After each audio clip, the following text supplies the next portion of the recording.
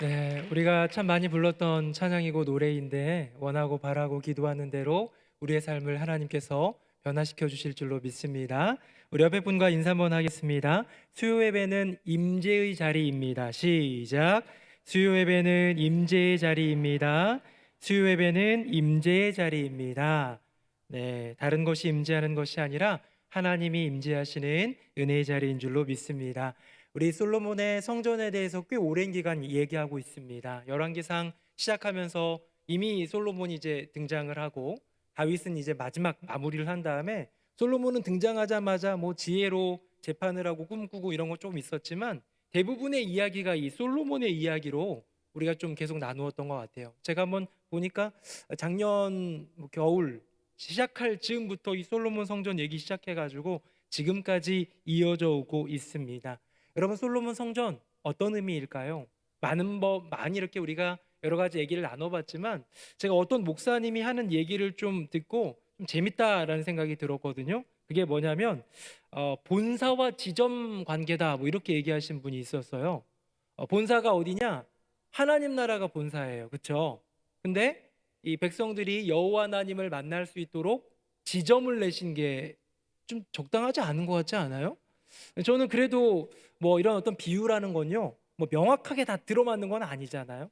본사가 있고 지점이 있는 건 결국은 이윤을 많이 남기기 위해, 더 많이 돈 벌기 위해 뭐 이런 어떤 근본적인 이유까지 곁들이기 시작하면 맞는 게 별로 없는데요. 저는 그거는 맞다는 생각이 들었습니다. 뭐냐? 지점이 내려왔기 때문에 이 그곳에 있는 그 주민들, 그곳에 있는 시민들, 그곳에 있는 사람들이 혜택을 보는 거예요. 여러분들 뭐 젊은 친구들은 좋아하는 한때 좀 핫했던 버거가 있는데요. 햄버거죠. 쉑쉑 버거라고 들어보셨습니까? 이 쉑쉑 버거는 저도 못 먹어봤어요. 쉑쉑 버거는 미국인가 어딘가에서 들어온 것 같은데요. 들어온 지 이제 좀 되긴 했지만 아직 지점을 많이 안 냈습니다. 제가 오늘 설교 준비하면서 한번 찾아봤더니 서울엔 많아요. 역시 우리나라는 서울에 몰려 있는 것 같습니다. 서울에 대부분이 있고요. 그 다음에 뭐 분당에 하나 정도 있고, 그 다음에 뭐 이렇게 있고요. 충청남도 이남에는 쉑쉑버거가 하나도 없어요. 그럼 경상도 분들, 전라도 분들, 제가 고향인 제주도 분들은 쉑쉑버거 먹을 수 있어요, 없어요? 없어요. 강원도 분들도 못 먹는 거예요. 어떻게 해야 돼요? 먹으려면 어쩌다가 서울 상경해가지고 어쩌다 수도권 어딘가 갔다가 그 근처에 있다더라 해가지고 열심히 가가지고 그 시간을 내고 돈을 내가지고 겨우 사 먹을 수 있는 게 쉑쉑버거라는 거죠. 근데 이게 지점이 생깁니다. 최근에 생긴 지점이 천안에 생겼대요. 얼마나 천안 사람들이, 물론 여러분들은 관심이 없겠지만 이걸 기다렸던 사람들은 얼마나 좋겠습니까? 내가 이 쉑쉑버거 하나 먹으려면 내가 서울까지 가야 되고 출장 갈 때 겨우 한번 먹을까 말까 한 건데 이제는 집 앞에 있어요. 얼마나 좋아요? 그럼 그것에 대한 비유가 참 괜찮다는 생각이 들었습니다. 하나님 만나기 어려웠어요. 언제 만났습니까? 모세도 여호와 하나님을 만날 때 저 시내산, 흑암으로 둘러싸여 있고 구름이 가득히 있는 그 시내산으로 걸어 올라가서 40일 밤낮을 기도하고 금식하고 하면서 기다려서 주님 만나고 주님의 뭐 돌판 새겨주시는 거 만나고 이런 특별한 어떤 자리들이 있었고 특별한 사람들만 만났는데 이제 모세의 성막을 통해서, 이제 솔로몬을 통해서 완성된 이 성전을 통해서 주님 앞에 나아가는 거예요. 물론 이 완전함은 언제 이루어집니까? 예수 그리스도의 십자가 사역으로 이루어지게 되는 줄로 믿습니다. 우리는 주님의 피를 힘입어 성소로 들어갈 담력을 얻었다. 히브리서 기자의 말씀이 있는데요. 이것만 해도, 솔로몬 성전이 지어진 것만 해도 지점이 내 앞에 딱 있듯 그것을 맛볼 수 있고 경험할 수 있게 된다라는 것이죠. 자, 오늘 본문 22절부터 53절까지의 내용 모두가 다 솔로몬의 기도예요. 꽤 길죠. 그래서 오늘 설교 제목이 솔로몬의 기도 1, 다음 주에는 2가 나오게 될 텐데요. 이 기도로 들어갈 때 그 첫 장면을 한번 보도록 하겠습니다. 우리 22절, 23절인데요. 제가 22절 읽고 23절은 같이 읽어봅시다. 솔로몬이 여호와의 제단 앞에서 이스라엘의 온 회중과 마주 서서 하늘을 향하여 손을 펴고 이르되 이스라엘의 하나님 여호와여, 위로 하늘과 아래로 땅에 주와 같은 신이 없나이다. 주께서는 온 마음으로 주의 앞에서 행하는 종들에게 언약을 지키시고 은혜를 베푸시나이다. 아멘. 뭐 계속해서 읊으면서 기도의 이야기가 나오는데요. 저는 먼저 초점 맞췄던 게 뭐냐면 하늘을 향하여 손을 든 거예요. 여기 백성들이 쫙 모여 있습니다. 이때 솔로몬이 이 성전 건축을 어쨌든 완공한 대표자인 그 왕이 손을 들고 여호와 하나님께 기도하며 나아간 거예요. 주님 앞에 나아갈 때에 뭐라고 부르짖습니까? 이스라엘의 하나님 여호와여. 주님의 이름을 부르며 나아가는 솔로몬의 이 모습을 보면서 참 멋지다. 누가? 솔로몬이 아니라, 수고한 백성들이 아니라 여호와 하나님이 멋지다. 왜요? 만나기 위해 이 땅 가운데 이 보잘것없는 예루살렘 그 동네에 성전을 세워주시고 거기 가운데에 주님과 만날 수 있는 자리를 마련해 주신 우리 주님이 멋진 분이 아닐까. 저는 마치 쉑쉑버거가 천안에 생겨가지고 그 동네 주민들이 아무 때나 먹을 수 있게 된 것처럼 이 성전이 세워지고, 물론 그 전에 성막이 있었고, 예수 그리스도를 통하여 우리에게 주신 이제는 우리의 육체가 성전이고 우리 함께 모이는 이 예배당이 성전이고 우리 새누레명성교회 교회 공동체가 성전이라면, 이것을 통해 하나님은 하나님과 우리를 연결하고 있구나. 저는 가끔 그런 얘기 들어요. 어떤 권사님, 어떤 집사님 말씀을 통해서 받은 은혜를 나눠주실 때가 있는데요, 굉장히 힘이 됩니다. 우리 부교육자들도 마찬가지일 거예요. 말씀의 은혜를 받은 이야기들을 전해주면 참 하나님께서 사용하고 계시구나 느끼잖아요. 근데 그게 뭐예요? 여호와 하나님과 이 성도님을 연결해 주는데 뭐가 사용된 겁니까? 말씀이라는 도구가 사용된 거예요. 어떤 분은 기도하는데, 새벽에 나와서 기도하는데, 뭐 집회에 나와서 기도하다가 하나님의 은혜를 경험하는 거예요. 만나는 거예요. 눈물이 흘려지는 거예요. 찬양 집회 풀 세션으로 해가지고 막 어두운 공간에서 서서 하나님을 찬양할 때, 때로는 낮 예배 때에도 그저 앉아가지고 박수치면서 찬양할 때에도, 때로는 찬양대 준비한 그 곡이 길가를 가고 있는데 떠올라요. 막 원하고 바라고 기도하면 이게 떠오르면서 은혜가 될 때가 있어요, 없어요? 있지요. 여러분, 말씀을 통해서, 기도를 통해서, 찬양을 통해서, 때로는 공동체를 통해서, 때로는 교회 안에서 이루어지고 있는 행사와 그런 모임들을 통해서 주님을 만날 수 있다면, 여러분, 그것이 누가 준비한 겁니까? 담임 목사가 준비한 것도 아니고요, 여러분이 준비한 것도 아니고요, 여호와 하나님이 우리를 위하여 준비하신 하나님의 선물인 줄로 믿습니다. 저는 새누레명성교회 성도님들이 이렇게 말씀을 통해, 기도를 통해, 찬양을 통해, 공동체를 통해, 모임을 통해, 만남을 통해, 행사를 통해, 프로그램을 통해 여호와 하나님을 만나게 되는 은혜가 있기를 주님의 이름으로 축복합니다. 이 모든 걸 하나로 이렇게 좀 줄여보면 저는 이거라고 생각해요. 말씀을 통해, 기도를 통해, 찬양을 통해, 막 모임을 통해, 공동체를 통해, 이 모든 걸 하나로 줄이면 교회를 통해. 하나님은 교회를 통해 말씀하시고, 하나님은 교회를 통해 그 인생을 인도하시고, 여러분, 교회를 통해 성도는 새로워지고 건강하게 자라고 성장하게 되고 그의 인생을 승리하게 되는 줄로 믿습니다. 여러분, 그런 메타포를 보여주는 사건이 바로 오늘 본문의 이야기가 아닐까. 백성들이 어떻게 할 수가 없는 여호와 하나님 어떻게 만나, 감히 저 멀리 너머에 계신 여호와 하나님을 이제는 성전 앞에 모여 성전 앞으로 나아가 성전을 바라보며, 나중에는 어느 곳에 디아스포라라고 하죠, 이 유대 땅 예루살렘만이 아니라 여러 곳에 흩어진 사람들이 어떻게 기도합니까? 저 예루살렘을 향해 기도하는 거예요. 그렇죠? 다니엘도 어떻게 해요? 예루살렘을 향하여 난 그 창문 그쪽을 바라보며 그쪽에 있는 여호와 하나님의 그 임재하심을 사모하며 바라보며 기도하는 거예요. 왜? 오늘 솔로몬의 기도가 그 부분을 이야기하고 있는 것이죠. 저는 솔로몬의 기도를 통해서 저와 여러분이 몇 가지를 좀 배우기 원하는데요. 첫 번째, 오늘 우리 솔로몬의 기도 1이니까 여기서 배울 수 있는 가장 중요한 핵심 가치는 겸손이라고 생각합니다. 겸손, 도대체 오늘 읽은 본문에 겸손이 도대체 어디 있을까 싶은데요, 우리 한번 27절 말씀 화면 보시고 같이 한번 읽어봅시다. 시작. 하나님이 참으로 땅에 거하시리이까 하늘과 하늘들의 하늘이라도 주를 용납하지 못하겠거든 하물며 내가 건축한 이 성전이오리이까. 아멘. 여러분, 저를 보세요. 지금 솔로몬이 기도를 하는데요, 여호와 하나님께 기도하고 있는데, 하나님 멋지게 만들었죠. 7년반 걸렸습니다. 얼마나 많은 금 수백 달란트, 천 달란트, 수만 달란트가 들어온지 몰라요. 은은 말할 것도 없고요, 백향목 제일 좋은 걸로 막 자랑하는 게 아니에요. 이 솔로몬의 이 기도의 그 첫 출발은 뭐라고 고백하고 있느냐? 하늘들의 하늘이라도 이 하늘들의 하늘들의 하늘이라도라는 것은 삼층천이라는 그때 당시의 개념인데요. 우리가 보고 있는 이 하늘, 여기선 하늘이 안 보이지만 바깥에 나가서 보면 파란 하늘이 있잖아요. 육안으로 보이는 하늘 너머에 또 다른 세계의 하늘이 있고요. 그 세계를 넘어가면 저 위에 이제 그때 당시에는 이 과학의 어떤 개념이 없었잖아요. 우주 공간 이런 개념이 없다 보니까요. 그 너머에 여호와 하나님이 계신 그 세상이 있을 거라고 믿었던 거죠. 그게 삼층천 아닙니까?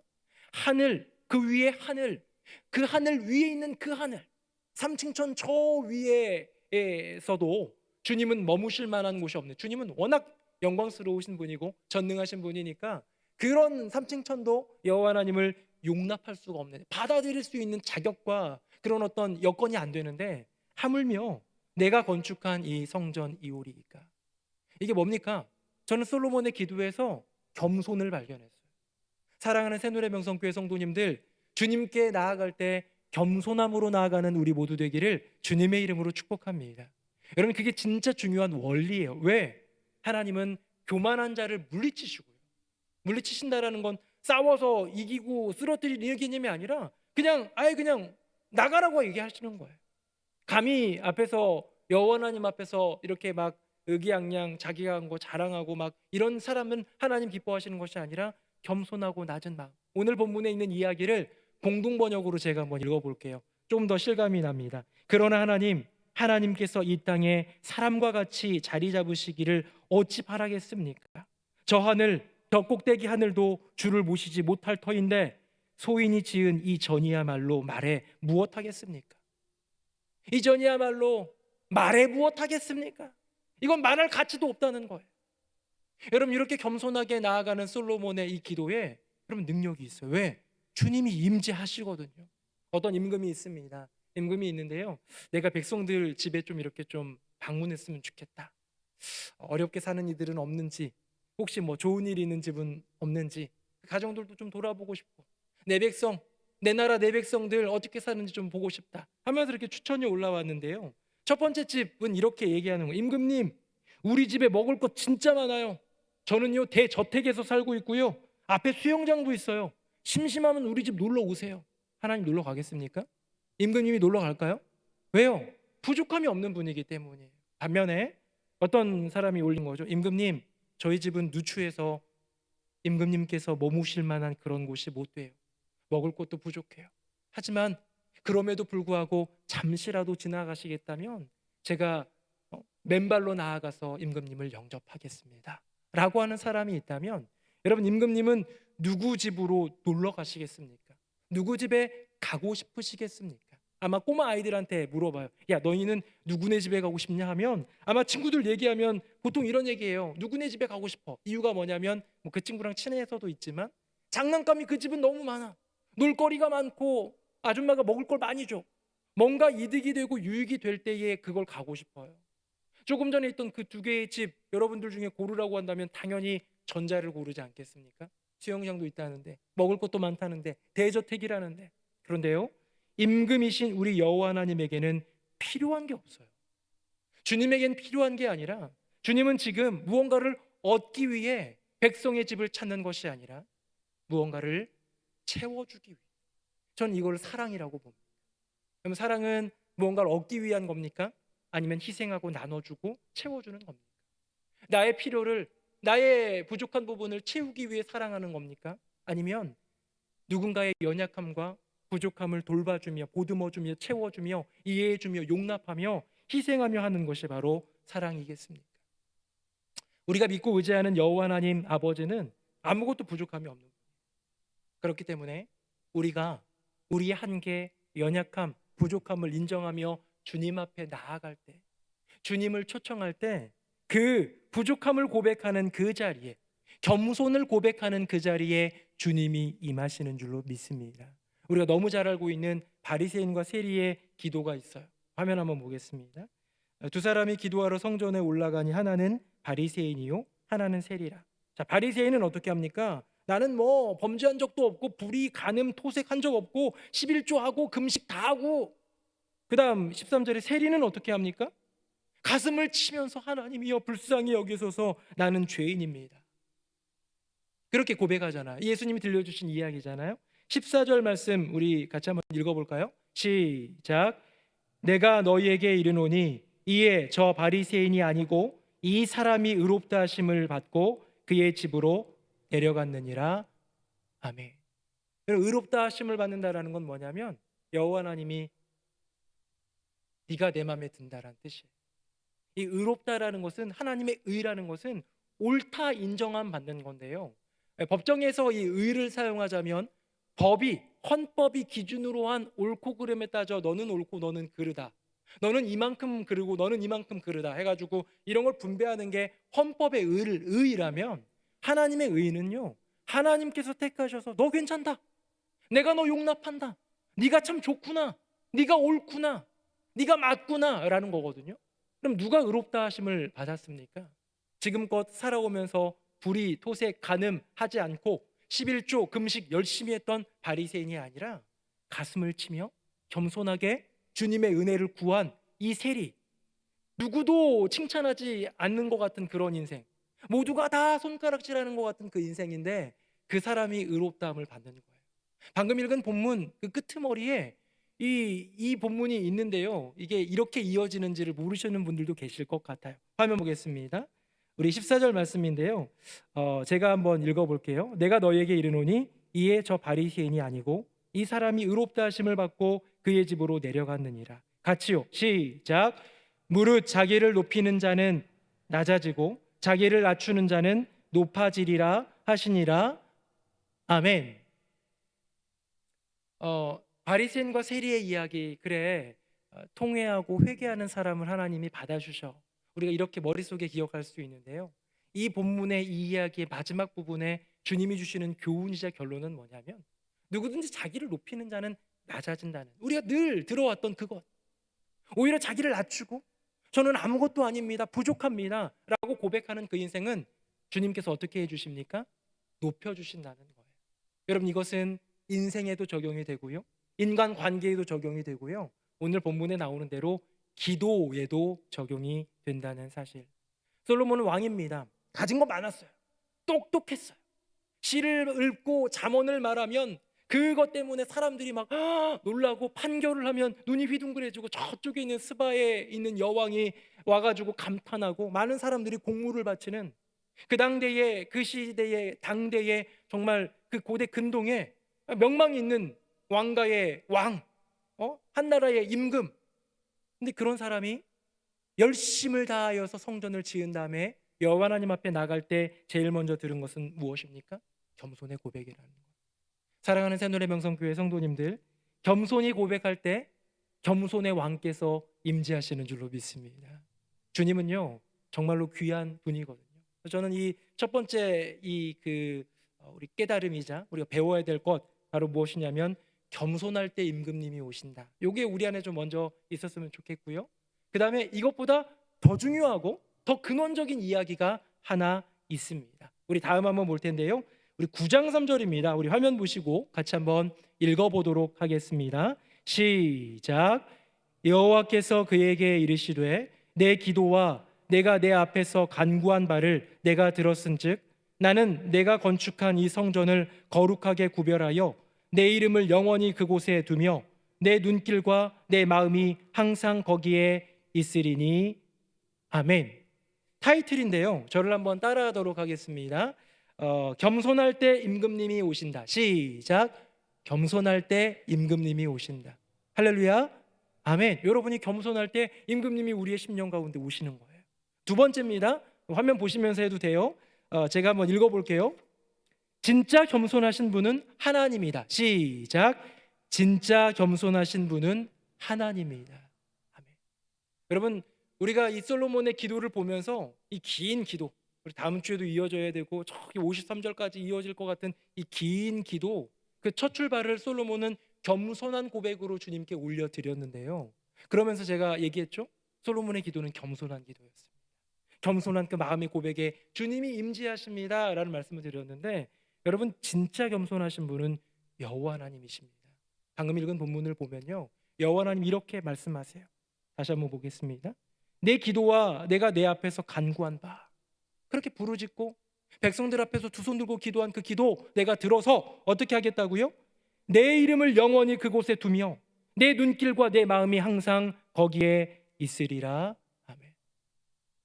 저는 그래서 이 솔로몬 성전 어쩌면 별 볼 일 없잖아요. 나중에 헤롯이라는 왕이 이 46년간 지은 게 아니라 더 지었어요. 사실은 어마어마하게 오랫동안 지어가지고 만든 위용 있는 헤롯 성전에 비하면 별 볼 일 없는 성전입니다. 솔로몬 성전. 아마 이제 기술력의 차이도 있겠고 여러 가지 시대에 따라서 다르니까요. 별로 크진 않아요. 우리 지난번 영상도 한번 3D로 한번 좀 본 적도 있지만 그리 크지 않아요. 들어가면 뭐 여기 뭐 진설병도 있고 금초대도 있고 하는데 그냥 몇 발자국 걸어가면 돼요. 우리 교회보다 훨씬 작아요. 별 볼 일 없는 곳입니다. 그런데요, 이 성전이 저는 예수 그리스도께서 이 땅에 오신 그 성육신을 먼저 보여주는 작은 성육신이라는 생각을 해보았습니다. 하나님은 무소부재하신 분입니다. 어디에나 있고 어디에나 없고 시간에 구애를 받지 않으시는 영원하신 분입니다. 근데요, 그 하나님이 이 시간과 공간 속으로 들어오셔서 이 조그만 그 지성소, 그 그룹들 그 위에 그 제가 지난번에 한번 말씀드렸던 시은좌, 시은소, 그 은혜가 나누어지는, 은혜가 선포되는, 은혜가 흘러가는 그 자리에 임재하신다라는 거예요. 전에 솔로몬이 얘기했잖아요. 하나님 캄캄한 데 계시겠다고 했는데 저 흑암 중에 구름 중에 계시는 것보다 제가 만든 성전에 오세요. 여러분 생각해 보세요. 하늘은 그래도 넓기라도 하죠. 여기 뭐 시은소 안으로 들어가면 뭐 밝아요? 밝을 것도 없어요. 바깥에 금초대 있죠. 안에 들어가 보면 어두컴컴해요. 거기에 이제 그룹이 있어서 금빛이 좀 나니까 빛이 나는 것 같지만 아마 바깥이랑 비교하면 어두컴컴하고 좁은 곳일 겁니다. 그런데 그곳에 여호와 하나님이 들어가시는 거예요. 스스로를 그 안으로 들어가셔서 가두시는 것. 여러분 이것이 무엇입니까? 이게 성육신이에요. 하나님이 보좌 영광 그 우편에 앉아 계신 예수 그리스도 그 아들의 영광을 다 내려놓고 이 땅에 베들레헴 촌동네에 그 누군가의 집 그 말구유에 그렇게 쌓여서 태어날 수밖에 없었던 것. 여러분 우리를 만나기 위해 이 땅에 오신 예수 그리스도의 사랑, 아들을 내어주신 여호와 하나님의 사랑 아니겠습니까? 저는 그래서 기독교는 참 은혜다. 왜 은혜입니까? 세상의 다른 종교는 뭔가를 잡아야 되는 발버둥이 있어요. 뭘 잡아야 돼. 웬만한 종교들은 다 그래요. 혹시 득도라는 말 들어보셨죠? 도를 아십니까? 이런 거 하면 바로 피하십시오. 그런 사람들 안 만나도 되는데요. 득도라는 말이 도를 깨닫다라는 말 아닙니까? 여러분들에게 제가 한자 문제를 한번 준비해 봤습니다. 우리 어르신들이 많이 계시니까 잘 하실 것 같아요. 화면 보겠습니다. 자, 득도입니다. 어느 게 맞는 걸까요? 대답하지 마세요. 네. 대답하면 웬만하면 틀리니까요. 네. 득도 둘 다 득도인데요. 득은 똑같죠. 얻을 득이에요. 그렇죠? 왼쪽과 오른쪽의 도가 다른데 이제 제가 정답을 말하면 1번이나 2번 왼쪽이나 오른쪽 둘 다 말이 됩니다. 화면 한번 보겠습니다.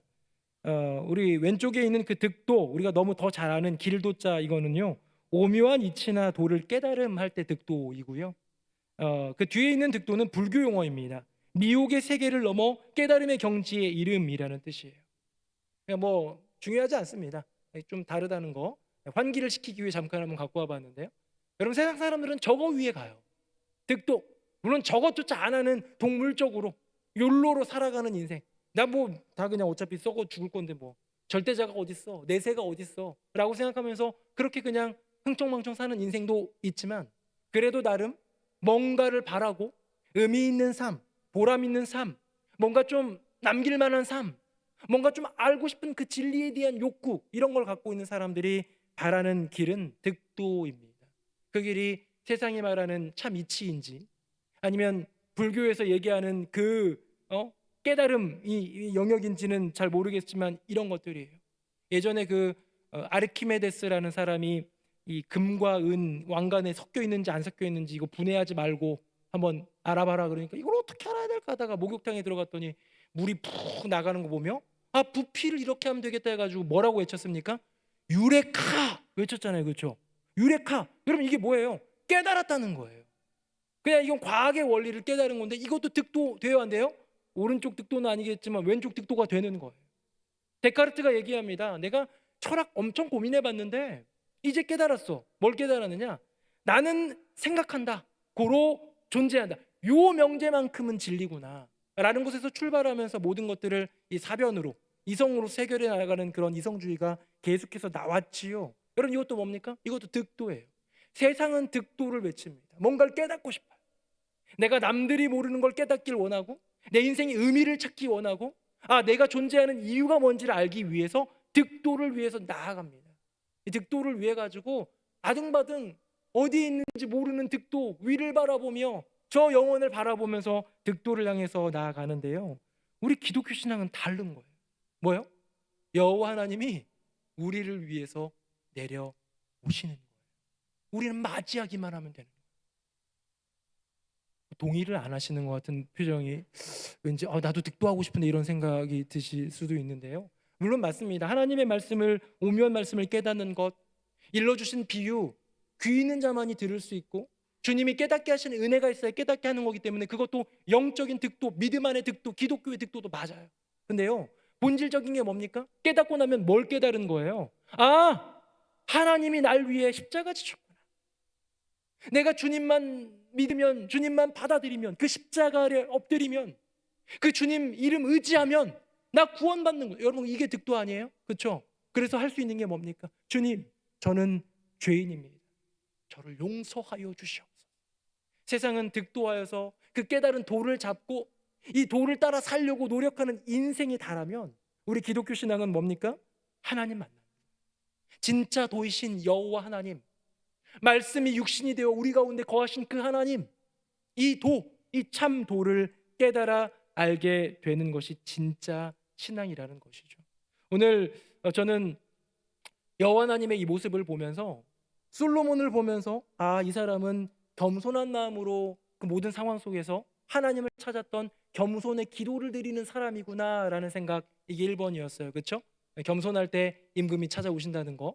근데요, 그것보다 더 깊이 들어가 봤더니 여호와 하나님이 겸손하신 분이에요. 하늘과 하늘의 하늘들이라도 용납할 수 없는 그 지엄하시고 거룩하시고 영광이 가득하신 그 여호와 하나님께서 보잘것없는 조그만 그 성전, 그 내소에 있는 지성소, 그 위에 있는 시은좌에 임재하신다. 여러분, 이것이 바로 하나님의 겸손 아니겠습니까? 저는 이런 결론 내릴 수 있을 것 같아요. 하나님이 겸손하시기에 그 겸손하신 주님만 찾으면 된다는 거예요. 하나님이 겸손하시기에 내 마음을 좀 가난하게, 낮은 마음으로 겸손하게 주님을 구할 때 우리 주님이 내 인생에 임재하신다. 우리가 장로교 교단에 있다 보니까요, 흔히 쓰는 그런 용어 중에 하나님의 영광, 하나님의 역사, 뭐 이런 것들은 많이 쓰는데 임재라는 말은 잘 안 쓸 때가 있습니다. 왜냐하면 임재라는 게 약간 오순절틱하고 약간 뭔가 좀 신비주의적인 것 같은 그런 어감과 느낌을 주는 경향이 있어서 장로교 교단에서는 약간 많이 쓰지는 않는 것 같아요. 근데 임재는 다른 게 아닙니다. 하나님이 나의 심령에 임하시는 거예요. 하나님이 나의 인생의 걸음에 임하시는 거예요. 하나님이 부족하고 연약한, 생각하면 한숨 나오는 우리 가정에 임하시는 거예요. 하나님이 여전히 연약하고 부족한, 여전히 슬픔이 있고 아픔이 있는 우리 교회에 임하시는 거예요. 여러분, 이게 임재 아닙니까? 제가 한번 여러분들에게 이해함을 돕기 위해 표를 한번 준비했습니다. 화면 보겠습니다. 하나님의 임재가 있어요. 그렇죠? 하나님의 임재가 있습니다. 여러분, 하나님의 임재가 있는 다음에 뭐가 있는 줄 아세요? 이거 사실은 뭐 단계는 아닙니다. 오해하지 마십시오. 1단계가 임재구나, 그 다음 단계가 있나 보다. 그건 아닙니다. 다음입니다. 하나님의 임재는 곧 하나님의 동행을 얘기하는 거예요. 여러분, 동행은 많이 들어보셨죠? 나와 함께 걸어가시는 거예요. 내가 걸어가시는 그 길 가운데 앞서 가시고 뒤에 가시고 옆에 가시고, 넘어질까 무너질까 부딪힐까 쓰러지면 세워주시는 그 동행 아닙니까? 근데요, 이게 끝이 아니라 그 동행은 뭘로 이어집니까? 하나님의 응답으로 이어집니다. 여러분, 우리가 간구하는 게 뭐예요? 기도하는 게 다 뭡니까? 하나님의 응답을 구하는 거잖아요. 하나님, 내 새끼 좀 잘 좀 하게 해주세요. 하나님, 건강 위해서 기도합니다. 하나님, 우리 교회 좀, 다 어떻게 보면 기도의 많은 분량은 하나님께 간구하고 부르짖는 건데, 이 부르짖음에 필연적으로 따라오는 우리의 소망은 응답이에요. 이 응답은 하나님의 임재와 하나님의 그 임재로 말미암아 우리 가운데 역사하시는 그 동행, 그로 말미암아 우리에게 응답해 주실 때 이제 마지막 단어가 나오지요. 화면 보겠습니다. 하나님의 역사가 이루어지는 것이죠. 저는 이게 좀 전에도 얘기했지만 단계가 아니에요. 임재하신 다음에 그 다음에 동행하시고 그 다음에 이렇게 쭉쭉 나가는 게 아닙니다. 이거는요, 마지막 하나가 지금 빠졌어요. 퍼즐의 마지막 하나가 빠졌습니다. 화면 보겠습니다. 바로 이거예요. 순환하는 거예요. 저는 이것이 거룩한 영적 선순환이라고 봐요. 하나님이 나의 인생에 임재하시면요, 거기에는 분명히 주님의 동행이 있고, 주님이 동행하시는 인생에는 주님의 응답이 있고, 또 주님의 역사가 나타나게 될 줄로 믿습니다. 주님의 역사가 나타나잖아요. 그럼 어떻게 해야 될까요? 여전히 겸손하게 엎드려 하나님의 임재를 구해야 돼요. 왜? 성경이 나오잖아요. 이겼어요. 사사기 보십시오. 사이클을 보십시오. 승리했어요. 기드온이 미디안 물리쳤어요. 근데 어떻게 해요? 다시 교만하는 거예요. 왜? 이제 살만하니까. 교만하면 뭐가 없어요? 여호와 하나님의 임재가 없는 거예요. 하나님의 임재는 언제나 겸손한 자리에 임하는 줄로 믿습니다. 저는 이 사이클 중에서 뭐 순서는 없다고 얘기하고 싶고요. 공식처럼 여러분들과 이렇게 순서대로 하고 싶은 단계 이런 거 아닌데요. 먼저라고 그래도 뽑자면 하나님의 임재라고 생각해요. 주님, 나의 심령에 이 시간 임재해 주세요. 라는 말. 근데 임재하시던가요? 하시죠. 아멘. 근데 때로는 과연 임재하신 건 맞나? 라는 생각이 들 때가 있는데요. 혹시나 우리가 점검해야 될 게 있다면 그건 뭐냐면 나의 마음이 가난한가? 가난하다라는 표현은 낮은 마음이라는 표현이에요. 낮은 마음이라는 표현은 겸손하다라는 표현. 오늘 솔로몬이 겸손하게 기도할 때 겸손의 왕이 내려오신 것처럼 여호와 하나님이 진정한 겸손을 우리에게 보여주시며 그 시공간을 뚫고 그 보잘것없는 자리에 임하셨던 것처럼 여전히 보잘것없는 나의 심령에 주님이 임재하여 주실 줄로 믿습니다. 말씀 이야기 하나 해드리고 마칠게요. 굉장히 유명한 예화인데 제가 검증 같은 걸 좀 하거든요. 근데 이게 실제 있는지는 모르겠어요. 그냥 미켈란젤로의 일화입니다. 미켈란젤로가 한 성당 벽화로 천지창조라는 벽화를 그렸대요. 멋진 그 그림 아시죠? 그 그림을 딱 그린 다음에 이제 다 마친 다음에 한 구덩이에다가 이제 미켈란젤로 이름 딱 써가지고 다 했다 해가지고 나와서 바깥으로 나가는데 그 실내 공간에서 그냥 누워가지고 막 옆에 서가지고 그림 그리던 거 이제는 나와가지고 환한 공기를 보니까 환한 세상을 보니까 너무 좋은데 온 세상 만물을 보니 이렇게 아름다운 작품, 온 세상이 작품이잖아요. 그대로 한번 읽어드릴게요. 하나님은 이렇게 아름다운 작품들을 완성하시고도 어느 것 하나에 이름을 남기지 않으셨다. 그런데 이에 미치지도 못하는 보잘것없는 작품을 만든 내가 어찌 자랑스럽게 이름을 남길 수 있으랴 하면서 그 자리로 돌아가서 자기 이름을 지웠다는 거예요. 그리고 그 이후로 천지창조라는 작품 이후로는 미켈란젤로의 작품에는 이름이 없다는 일화입니다. 검증은 아직 제가 하려고 하는데 잘 안 되더라고요. 근데 일화든 뭐든 그 마음이 참 귀한 거 아닙니까? 여러분, 미켈란젤로는 겸손해졌어요. 왜 겸손해졌을까요? 지금 그 성당 벽화를 다 만들었을 때 여기까지 가슴까지 차오르는 그 교만함, 그 뿌듯함, 그 자부심, 그 자신감, 물론 자신감, 자부심 다 좋은 걸로 표현될 수 있는데요. 이런 것들이 사실 인간을 교만하게 할 수 있는 뿌리가 되거든요. 근데 이것이 어느 순간 겸손해졌습니까? 내가 지었던 작품과 비교할 수 없는 여호와 하나님의 세계, 그분의 작품을 보니까 작아진 거잖아요. 그렇죠? 저는 이렇게 생각합니다. 우리가 겸손하지 못하는 이유는, 이거는 제가 화면으로 준비 안 했으니까 한번 들어보세요. 하나님의 위대하심을 경험하지 못했기 때문이고 하나님의 낮아지심을 이해하지 못했기 때문이다. 멋있지 않아요? 네. 다시 한번 들어보세요. 우리가 겸손하지 못한 이유는, 우리가 겸손하지 못하고 자꾸 넘어지는 이유는 우리가 하나님의 위대하심을 경험하지 못했기 때문이고 하나님의 낮아지심을 이해하지 못했기 때문이다. 우리가 그분이 얼마나 크신 분인지를 안다면 우리는 겸손할 수밖에 없어요. 그 크신 여호와 하나님이 나 살리기 위해 이토록 낮아지신 겸손하신 분이라는 것을 알면 우리는 교만할 수 없는 것이죠. 사랑하는 새누리명성교회 성도님들, 우리 심령이 겸손할 때 하나님이 임재하시는데요.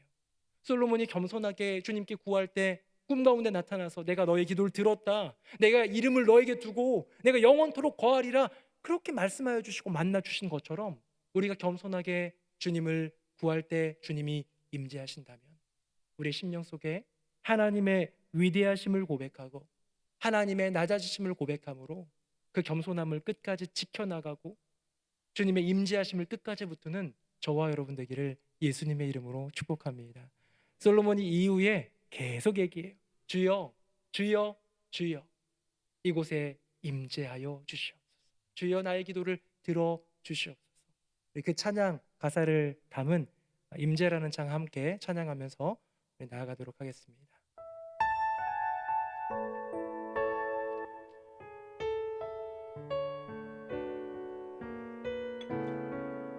가사를 생각하면서 함께 찬양하겠습니다. 하늘의 문을 여소서, 이곳에 주목하소서. 주를 향한 노래가 꺼지지 않으니 하늘을 열고 보소서. 이곳에 임재하소서. 주님을 기다립니다. 기도의 향기가 하늘에 닿으니 주여 임재하여 주소서. 이곳에 오셔서 이곳에 앉으소서. 이곳에서 드리는 예배를 받으소서. 주님의 이름만이 오직 주의 이름만 이곳에 있습니다.